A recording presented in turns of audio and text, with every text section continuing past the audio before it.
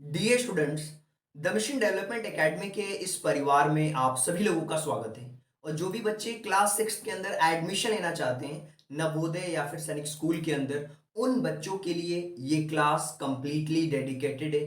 तो आज हम डिस्कस करेंगे नवोदय स्कूल के सिलेबस के अंदर लैंग्वेज टेस्ट के बारे में। और इससे पहले हमने हिंदी मीडियम के स्टूडेंट्स के लिए कंप्लीट पैसेज को डिस्कस किया था। तो आज मैं डिस्कस करूंगा जो बच्चे इंग्लिश मीडियम से अपने एग्जाम्स में अपियर होना चाहते हैं उन बच्चों के लिए, ताकि वो पैसेज को कैसे सॉल्व करना है इसको समझ पाएं। और जो भी अनसीन पैसेजेस होंगे उनके क्वेश्चंस को हम करेंगे, और प्लस कुछ प्रैक्टिस के लिए भी मैं आपको पैसेजेस दूंगा ताकि आप उसे सॉल्व करके ये समझ पाओगे कि पैसेज को कैसे सॉल्व किया जाता है। देखिए, जितनी ज़्यादा आप प्रैक्टिस करेंगे उतना ही ज़्यादा आप परफेक्ट होते जाएंगे पैसेज को सॉल्व करने में। यहाँ पे केवल मैं आपको कुछ बेसिक्स बताऊंगा कि पैसेज को सॉल्व कैसे करना चाहिए, किन किन चीज़ों पे ध्यान देना चाहिए। और इन सारी चीज़ों को समझते हुए अगर आप पैसेज सॉल्व करोगे तो डेफिनेटली आपके पैसेज 100% सही जाएंगे। देखिए, अगर मैं सिलेबस की बात करूं तो डे 1 से सारी चीज़ों के बारे में मैंने डिस्कशन किया हुआ है। चाहे वो नंबर्स एंड न्यूमेरिक सिस्टम के बारे में बात करें या 4 फंडामेंटल ऑपरेशंस के बारे में बात करें, मैथ्स के सारे चैप्टर्स हमने कंप्लीट कर लिए और डे वाइज बिल्कुल। और जिन बच्चों को डे वाइज चीज़ें नहीं मिल पाएंगी, मैं डिस्क्रिप्शन बॉक्स में लगा दूंगा सारी लिंक। डे 1 से लेके अभी तक जितनी क्लासेस हुई हैं उन सारी क्लासेस की लिंक्स लगा दूंगा। देखिए, मैथ्स का सारा सिलेबस हमने डिस्कस किया है, जिसमें कि हमने 16 चैप्टर्स मैथ्स के डिस्कस करें। और रीजनिंग के कंप्लीट जो 10 चैप्टर्स हैं उन सबको हमने डिस्कस किया है। देखिए, अगर आप डे 1 से मुझे फॉलो करेंगे ना तो आपको समझ आएगा कि कंप्लीट कोर्स कैसे किया जाता है, प्रैक्टिस कैसे किया जाता है। और इन सारा कोर्स, जब आप इन सारे कोर्सेज को कंप्लीट कर लेंगे तो आपको क्या करना है, प्रीवियस ईयर के क्वेश्चन सॉल्व करने हैं बस। और उसको भी मैं ऑलरेडी सॉल्व करा चुका हूं, आप प्लेलिस्ट में देख सकते हैं, लिंक उसके भी लगा देंगे। चलिए, लैंग्वेज टेस्ट के सिलेबस में होता क्या है, आपको अनसीन पैसेजेस आते हैं। अगर आप हिंदी मीडियम से हो तो आपके पैसेज हिंदी में होंगे, अगर आप इंग्लिश मीडियम से हो तो आपके जो पैसेजेस होंगे वो इंग्लिश में होंगे। और जो मैथ्स और रीजनिंग के क्वेश्चंस होते हैं वो सेम होते हैं। यहाँ पे किसी भी पैसेज को, इंग्लिश का कोई सा भी पैसेज हो, चाहे आप किसी भी एग्जाम्स की प्रिपरेशन कर रहे हो, पैसेज को कैसे सॉल्व करना है उसको हम समझ लेते हैं। कुछ इंपॉर्टेंट पॉइंट्स है जिन्हें हमें ध्यान रखना होता है। पैसेज को जब भी आप पढ़ो तो एक्टिव होकर के पढ़ो। ऐसा नहीं कि हम रीडिंग कर रहे हैं और हमारा दिमाग कहीं और है। जब आप पढ़ाई करते हो तो क्या होता है, आप पढ़ते हो लेकिन आपका ध्यान रहता है मैसेज पे। व्हाट्सएप पे कोई मैसेज आ तो नहीं गया, मेरे दोस्त ने कोई मैसेज तो नहीं कर दिया। ऐसे नहीं पढ़ना है पैसेज। जब भी आप कोई भी पैसेज पढ़ो, एक्टिवली पढ़ो। कोई स्टोरी दी हुई है उस पर ध्यान से पढ़ो कि ये पैसेज किस चीज के ऊपर है। वैसे तो आजकल हमने पढ़ना छोड़ ही दिया है, बुक्स को रीड ही नहीं करते। आइडेंटिफाई द मेन आइडिया, आपको क्या करना है, उस किस चीज के ऊपर वो पैसेज है, उसका मेन टॉपिक्स क्या है, मेन आइडिया क्या है, इसको समझना है। नोट डाउन भी करना है। कुछ कॉन्टेक्स्ट है उसको समझना है कि किस से रिलेटेड ये पैसेज है। कोई इवेंट दी हुई है, कोई सिचुएशंस दी हुई है, कोई स्टोरी दी हुई है, या किस चीज के ऊपर बेस्ड ये पैसेज है। सारी जो सपोर्टिंग डिटेल्स हैं उनको आपको देखना है, एनालाइज करना है कंप्लीट स्ट्रक्चर्स को, कि कहीं कोई पैसेज पैराग्राफ किसी इंडिपेंडेंस डे या किसी टॉपिक्स के ऊपर तो नहीं दे दिया है। जब हम एनालाइज करेंगे, चीज़ों को कनेक्ट करेंगे, नोट डाउन करेंगे, पर्पस को समझेंगे, उसके टोन को समझेंगे, पैसेज को जब आप अच्छी तरीके से पढ़ोगे ये तभी पॉसिबल हो पाएगा। चाहे वो उसके आइडिया को समझना हो, चाहे वो उसका कॉन्टेक्स्ट समझना हो, जो भी उसके सपोर्टिंग डिटेल्स हो, चाहे वो डेट्स हो, चाहे वो कोई किसी का नाम हो, उसको आपको हमेशा ध्यान रखना है कि वो क्या कर रहा है, किस चीज के बारे में बात हो रही है। सारा हमें चीज समझते हुए आगे बढ़ना है, समराइज कर लेना है। और क्रिटिकल थिंकिंग को डेवलप करना है आपकी, कि किस तरीके से जो क्रिटिकल थिंकिंग आप डेवलप कर सकते हो वो आपके ऊपर डिपेंड करता है। क्वेश्चंस आप पूछ सकते हो कि किस तरीके से आप और से ज्यादा क्वेश्चन पूछ सकते हो। ये सारी चीजें आती हैं जब आप पैसेज को सॉल्व करते हो। इसके अलावा आप वहां से नोट्स बना सकते हो, जो इंपॉर्टेंट डेट्स हैं, जो नेम हैं, जो सपोर्टिंग डिटेल्स हैं, उन सारी चीजों की। तो ये पूरा मैंने एक आपको ओवरव्यू दे दिया है कि कैसे किसी पैसेज को सॉल्व किया जाता है, राइट। जब आप ये सारी चीजें समझने लगोगे ना कि पैसेज को कैसे सॉल्व करना है, तो आप ऑटोमेटिक सारी चीजों को समझ पाओगे। अब हम ये समझने की कोशिश करेंगे कि जो पैसेज है जब हम इसको सॉल्व करते हैं तो हमें कनेक्शंस को बनाना कितना जरूरी होता है। कनेक्शंस का मतलब ये हुआ है, जैसे मान लीजिए कोई स्टोरी दी हुई है, तो बच्चा स्टोरी में स्टार्टिंग में क्या कर रहा था, मिड में क्या कर रहा था, लास्ट में कंक्लूजन क्या निकल करके आया, या क्या डिस्कस कर रहे हैं, क्या उसका रिफ्लेक्शन हमें मिल रहा है। ये हम जितनी ज़्यादा प्रैक्टिस करेंगे उतना ही ज़्यादा सीख पाएंगे। तो प्रैक्टिस के ऊपर है, सारी चीज़ें रिव्यू करिए। और एक और चीज़, पेपर में जब आप पैसेज को पढ़ें तो ध्यान रखें कि आपके पास लिमिटेड टाइम है। ऐसा नहीं कि 1 घंटे 2 घंटे में केवल पैसेज ही पढ़ रहे हैं, नहीं, लिमिटेड टाइम में आपको पैसेज पढ़ना है। जब मैं आपकी टेस्ट लूंगा तो एक लिमिटेड टाइम होगा उसमें, और उसी लिमिटेड टाइम में आपको उस टेस्ट को कंप्लीट करना है। तो time management is a more important, right. चलिए आगे बढ़ते हैं। और इसी तरीके से आपको हमेशा शांत काम होकर के पैसेज को सॉल्व करना है। रीडिंग होनी चाहिए, वोकैब स्ट्रांग होनी चाहिए, और रीड पढ़ो, पूरा पढ़ना है। ऐसा नहीं कि पहले क्वेश्चन देखा फिर पैसेज में हम आंसर ढूंढ रहे हैं, नहीं, पहले रीड आउट कर लो, समझ लो, फिर क्वेश्चन पढ़ोगे तो ऑटोमेटिक उसके आंसर्स आपको मिलेंगे। वो कब मिलेंगे, जब आप क्वेश्चंस को अच्छी तरीके से पढ़ोगे, प्रायोरिटाइज करोगे चीज़ों को अकॉर्डिंग टू द क्वेश्चंस, तो आप अच्छी तरीके से समझ पाओगे। देखिए, जब तक मैं प्रैक्टिकली नहीं बताऊंगा तब तक आप कुछ भी नहीं सीख पाओगे। तो let's move to the practical चीजें हैं उनके ऊपर। देखिए, डिस्ट्रैक्शंस क्या होते हैं पैसेज के अंदर। पैसेज के अंदर डिस्ट्रैक्शंस होते हैं, कुछ ऐसी डेट्स होती है, कुछ ऐसा डेटा होता है जो क्वेश्चंस में नहीं दिया होता है, ना पूछा गया होता है। तो वो जो अनवांटेड चीजें उनको हटा दीजिए। इसको हम कहते हैं पैसेज के अंदर डिस्ट्रैक्शंस को एलिमिनेट करना। उसके बाद आप पैसेज को पढ़िए, समझिए, कॉन्टेक्स्ट को समझिए, टाइम को मैनेज करिए, क्या पैसेज दिया हुआ है, किस चीज़ के ऊपर दिया हुआ है, कनेक्शंस बनाइए, सपोर्टिंग डिटेल्स को फाइंड आउट करिए, और इस तरीके से आप एक अच्छे पैसेज को पढ़ करके उसके आंसर्स को दे सकते हैं। चलिए आगे चलते हैं। अब ये तो बात हो गई कैसे पैसेज सॉल्व करना, और ये बातें मैंने जो हिंदी मीडियम के स्टूडेंट्स हैं उनको भी समझाई थी अच्छी तरीके से। तो ये पैसेज आपके सामने है, इस पैसेज को पढ़ करके आप क्या सीख रहे हैं ये आपको ध्यान देना है। और ये पैसेज क्या दिया हुआ है, सबसे पहले देखिए यहाँ पे लिखा हुआ है, Isaac Newton was a great scientist. मेरे को समझ आ चुका है कि आइजैक न्यूटन एक ग्रेट साइंटिस्ट था भैया, जिसका जन्म हुआ था 1642 में। आप देख पा रहे हो यहाँ पे लिखा हुआ 1642, एंड डाइड, कब मरा वो, 1727। डेट्स को मैं हाईलाइट करते जा रहा हूँ, दिमाग में नोट डाउन करते जा रहा हूँ। He discover the law of gravitation, जो ग्रेविटेशन का लॉ है उसको डिस्कवर किया।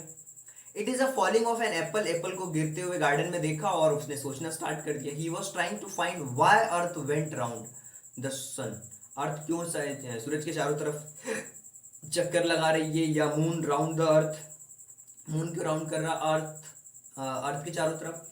ये क्वेश्चन उसने खुद से पूछा कि why does an apple fall to the earth, ये एप्पल जमीन पे क्यों गिरा। This led to his discovery, और यही चीज इसको डिस्कवरी की तरफ ले गई। Newton also found out what that white light made up the 7 colour. 7 colour से जो रेनबो होता है वो, we see the colours in the rainbow. He also made many discoveries, उसने ना बहुत सारी डिस्कवरीज करी। Newton was a very learn man, मतलब वो सीखने में विश्वास रखता था, but he was a very humble. Shortly before his death he said, I seem to be only like boy playing on the seashore while a great ocean of truth by undiscovered before me। ये सारी चीजें Newton के बारे में दी हुई है, और एक बार पढ़ करके हमें समझ आ चुका है कि यार ये उसकी डिस्कवरी और न्यूटन के बारे में सारी चीजें दी हुई है। अपने आप से क्वेश्चन पूछ करके उसने किस किस तरीके से आंसर्स दिए। इस पैसेज के ऊपर बेस्ड है ना ये कुछ क्वेश्चंस हैं। इन क्वेश्चंस को देखिए, 5 क्वेश्चंस हैं। पहला क्वेश्चन है, आइजैक न्यूटन वॉज ग्रेट, वो क्या था, डॉक्टर था, टीचर था, लीडर था, या फिर साइंटिस्ट था। इसके आंसर्स में आप आसानी से बता सकते हो कि वो क्या था, एक साइंटिस्ट था। ऑप्शन नंबर जो डी वाला है वो इसका करेक्ट ऑप्शन है, फर्स्ट वाले का डी वाला ऑप्शन करेक्ट है। उसका जन्म कब हुआ था, देखिए पैसेज को अगर मैं इस तरफ मूव करूं तो आप समझ पाओगे कि उसका जन्म कब हुआ था, 1642 में। तो पैसेज को पढ़ करके हमें यह समझ आ चुका है कि उसका जन्म कब हुआ था, 1642 में, यानी कि ऑप्शन नंबर जो थर्ड वाला है वो करेक्ट है।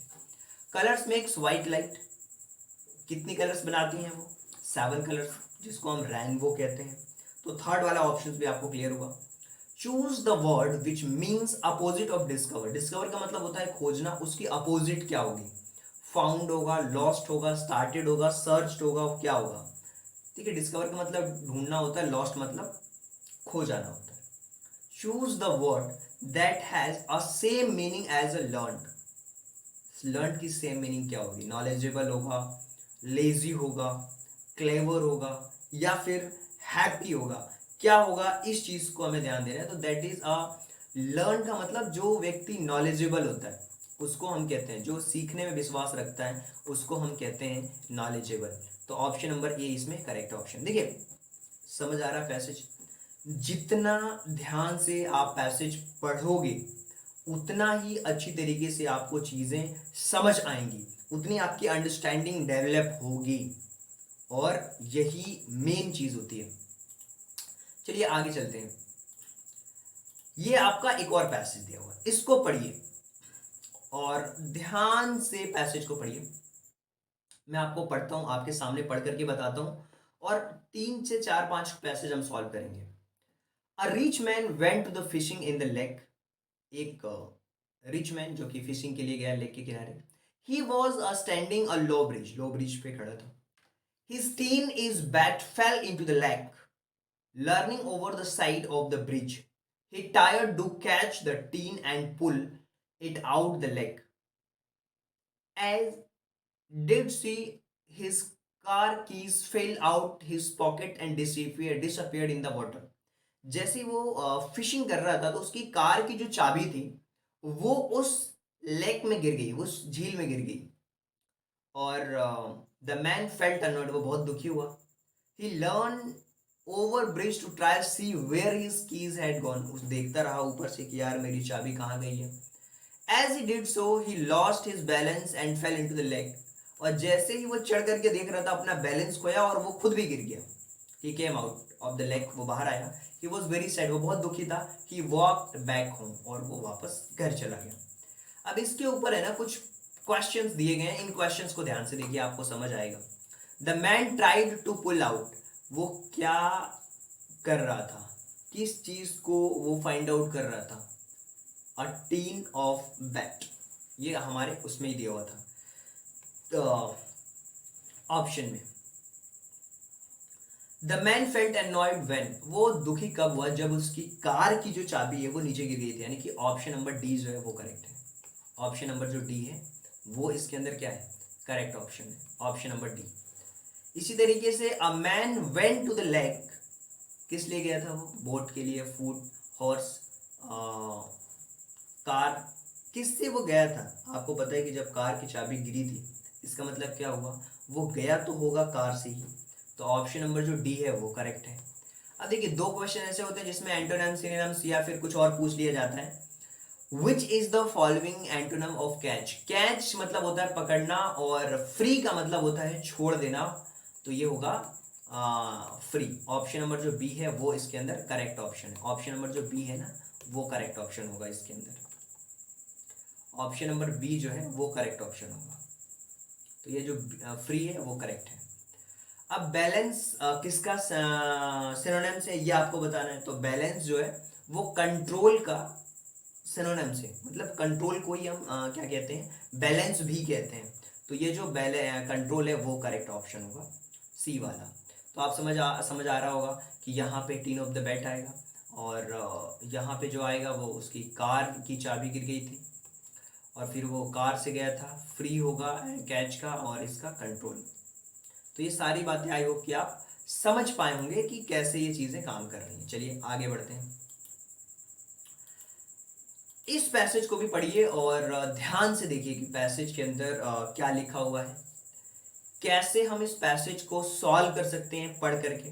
लिखा हुआ, having taken leave of the father at last, the young man set of on the long journey into the foreign lands.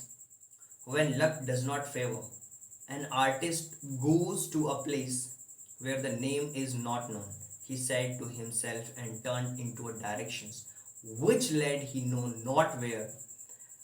He was a footsore and hungry when at the last arrived a bank of turbulent river, hindering the further passage until he could cross it.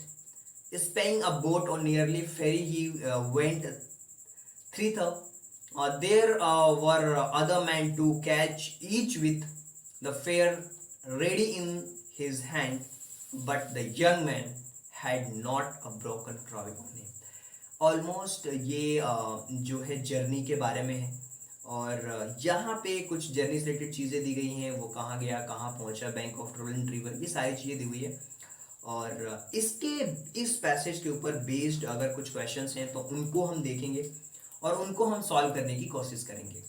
Young man was going, वो कहाँ जा रहा था, वो long journey पे जा रहा था जो कि फॉरेन की जर्नी थी। तो यहाँ पे ऑप्शन नंबर जो सी है वो इसका करेक्ट ऑप्शन होगा। चलिए आगे बढ़ते हैं, इस सेकंड वाले क्वेश्चंस के बारे में बात कर लेते हैं। When he come to the river of bank he was, वो क्या था जब वो उस नदी के किनारे पे आया तो उसने क्या फील किया?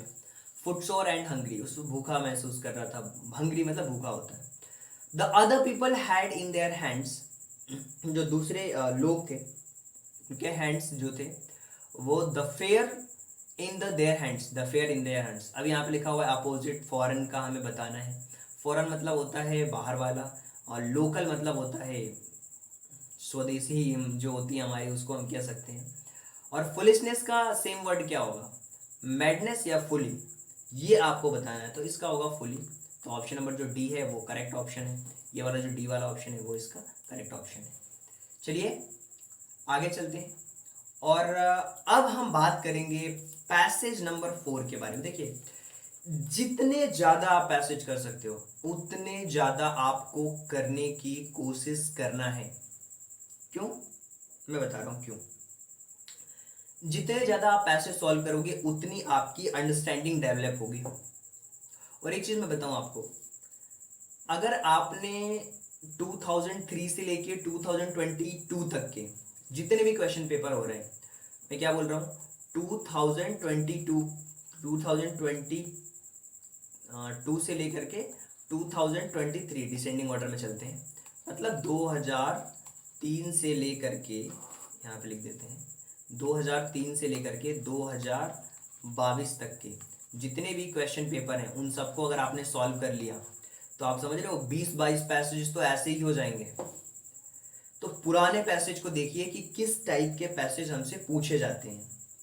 चलिए इसके बारे में बात कर लेते हैं। अबाउट 350 ईयर्स अगो, 3050 साल पहले लगभग, 350 years, 350, in India and emperor called Shahjahan, beautiful intelligent wife उसकी थी शाहजहां की, whom loved very much, and Mumtaz Mahal, उसका नाम मुमताज़ महल था। और शॉर्टन फ्रॉम उसका ताजमहल है, जिसे प्राइड ऑफ प्लेस भी कहते हैं। In the year 1630 beloved wife and emperor died, और अपनी कहते हैं कि वाइफ की याद में उसने ताजमहल को बनवाया था। The emperor decided to, out of love for his wife, he build a most beautiful tomb that had ever been seen. Shahjahan gathered the best artist and the architect from the India, उसने India के best architect और जो थे वहाँ gather किया, Turkey, Persia, Arabia, to design the building. It took more than 20,000 mans working over a period of 18 years. लगभग 18 सालों तक 20,000 लोगों ने काम किया, तब जा कर के वो लोग ताजमहल को बना पाए। Perhaps the most beautiful building in the India, और ये इंडिया की सबसे मोस्ट ब्यूटीफुल बिल्डिंग्स में से एक है।